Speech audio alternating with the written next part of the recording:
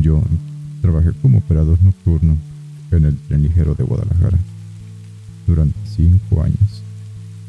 Turno cerrado, última corrida, revisiones finales. Siempre pensé que lo más tenebroso del trabajo era el cansancio, hasta que vi lo que muchos me dijeron que no contara. Esto pasó hace 3 años, entre las estaciones de San Juan de Dios y Ávila Camacho. Para esa hora ya no sube nadie, son pasadas de las 11 de la noche y según el protocolo, la última vuelta es solo de revisión. Nadie debería abordar, nadie. Esa noche que salí desde Juárez, todo normal. Al llegar a San Juan de Dios, vi por el retrovisor una figura en el vagón de atrás. No escuché que se abriera la puerta y ni siquiera que se había detenido el tren. Miré con más atención. Era una mujer de pelo largo, suelto, vestida de blanco. Pensé que sería alguien que se había quedado dormida, pero cuando volteé, ya no estaba nadie ahí. No me detuve, seguí hasta Ávila Camacho y ahí volvió a aparecer, esta vez frente a la puerta, viéndome a los ojos desde el andén, pero no se reflejaba en los vidrios. Pensé en reportarlo por radio, pero recordé lo que me habían dicho mis compañeros la última vez. Si la ves, no le hagas tanto caso, porque si hablas con ella, te va a seguir hasta la casa. Seguí hasta Tetlán, donde debía bajarme a revisar vagones. Hice la inspección de siempre, linterna en mano, mirando entre asientos vacíos. Y ahí, entre los 2 últimos vagones, escuché algo que en verdad hasta el día de hoy se me pone la piel chinita. Una voz, casi como un suspiro, me murmuró en el oído: ¿tú me ves? Me paralicé. El vagón estaba completamente vacío, pero el aire se volvió frío, como si lo hubieran abierto a media madrugada. Caminé de espaldas, sin darle la espalda a ese pasillo. Volví a la cabina. Cuando arranqué del tren para llevarlos a los talleres, todas las luces estaban parpadeando. Las pantallas comenzaban a mostrar errores. Una pantalla mostró por un segundo una palabra que desearía nunca haberla visto. Tú me viste. Hasta el día de hoy ya no me ha pasado nada de eso y espero que jamás me vuelva a pasar.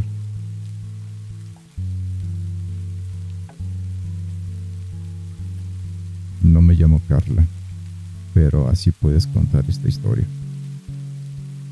Yo tenía 19 años cuando me pasó. Era estudiante de enfermería de la UEDG y cada noche tomaba el tren ligero en Urdaneta rumbo a Washington. Era mi rutina diaria después del turno en el hospital. Y como siempre, iba sola, con mis audífonos y la mochila en las piernas. El vagón iba casi vacío. Eran las 10:25 de la noche. Nunca olvidaré la hora, porque lo vi en el reloj del andén antes de subir. Por la estación de Cristóbal de Oñate subió un tipo, alto, flaco, muy pálido. Tenía una gorra negra y una mochila grande. Caminó hasta el segundo vagón, donde yo estaba. Se sentó a 3 asientos de mí. No parecía drogado ni borracho. Solo observaba. No a mí, sino a todos lados. Pensé que era raro, pero no hice nada, hasta que noté que en su mochila traía algo que sobresalía por ahí. Al principio parecía como una tubería, pero después vi que era un machete envuelto como en un trapo rojo. Lo sostenía con las dos manos, como si temiera que se cayera.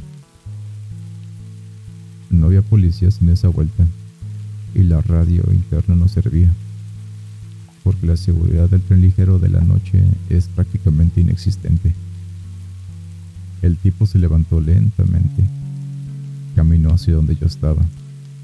Mi respiración se cortó, pensé en correr, pero el vagón ya estaba moviéndose. Nadie más alrededor. Solamente había un señor dormido y una pareja en el extremo opuesto. Se detuvo enfrente de mí.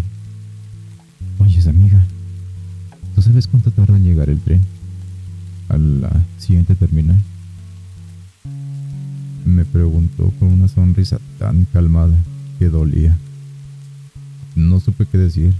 Balbuceé un no sé, y él asistió, pero no se quiso ir. Solo me miró, bajó la mochila al suelo y desenvolvió esa cosa. Era un machete. Mi corazón no podía más. Me paré y caminé hacia el fondo del vagón, disimulando como si buscara señal. En la siguiente estación de 18 de marzo, corrí, salí del vagón sin ver atrás, crucé hacia el otro lado del andén y desde ahí lo vi.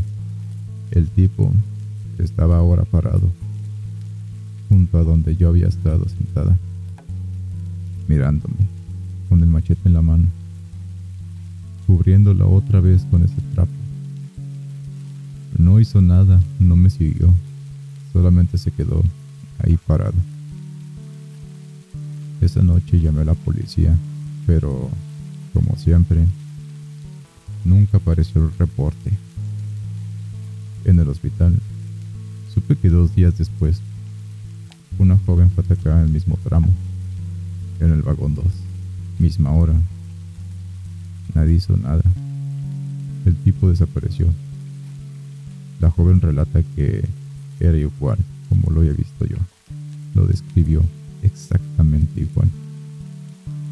Desde ese entonces, nunca me subí sola al tren y cada vez que paso por ahí, por ese tramo, siento que me está mirando.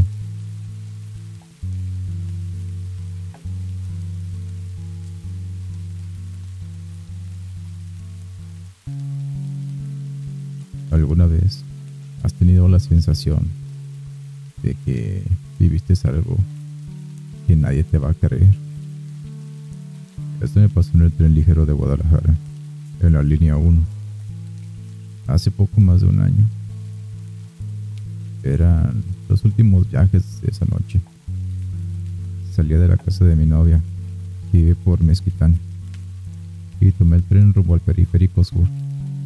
Me sentí agotado, con algo de sueño, pero no lo suficiente como para imaginar cosas.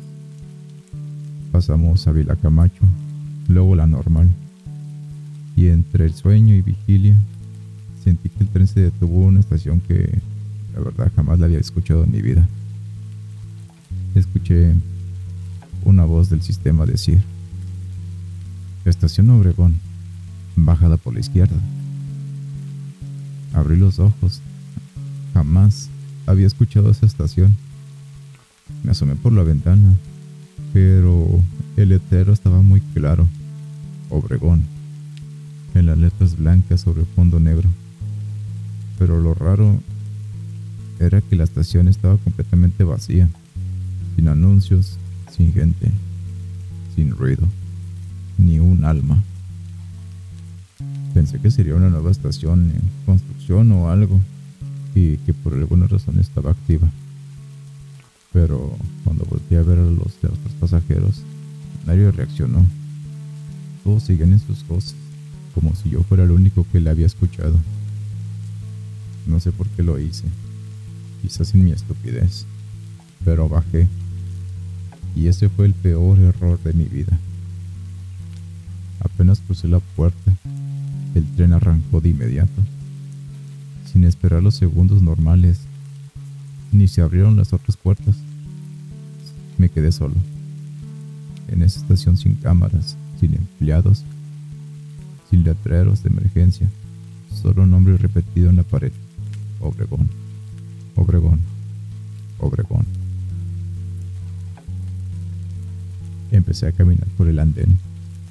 No habían escaleras, solo un túnel hacia la izquierda, sin luz, pero ahí escuché algo. Primero eran unos murmullos, después pasos, y después unas voces susurrando un nombre. Eran el mío: Iván. Me congelé.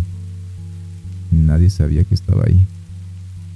Y las voces eran de personas, pero se escuchaban medio extrañas. Esas personas eran familiares, porque escuché a mi abuela, a mi amigo César, que murió en un choque en el 2019, y alguien más. Una voz que nunca voy a olvidar, porque era idéntica a la mía. Sabías que no debiste bajar. Ya lo hiciste antes. ¿No lo recuerdas, verdad? Corrí, di vueltas entre pasillos que no parecían tener un fin. Todas las paredes idénticas, con el mismo maldito letrero: Obregón, por todas partes. No sé cuánto tiempo estuve ahí. Me dolía la cabeza, las piernas temblorosas ya no respondían, y no tenía señal en el celular, hasta que, sin entender cómo, regresé al mismo andén. Allí estaba un tren. Era el mismo que había bajado, pero estaba como si nada, como si nunca se hubiera ido. Subí y me tiré en el asiento. Nadie me miró. La siguiente estación fue Ávila Camacho, como si hubiera dado una vuelta. Vi el reloj, eran casi las 11. Solo habían pasado 3 minutos, pero mi celular eran las 3:27 de la madrugada. Intenté buscar la estación al día siguiente. Busqué en mapas, pregunté en foros. Nadie la conocía. Incluso contacté con el trabajador de sistemas del CITEUR. Me dijo que no hay y ni ha habido jamás una estación llamada Obregón. Entonces, la explicación del letrero, las voces, el tiempo perdido. Yo sé lo que vi, y sé que no soy el único. Hay otros también que dicen haber bajado en lugares que no están en nuestros planos, y hay quienes nunca salieron, pero siempre son con diferentes nombres.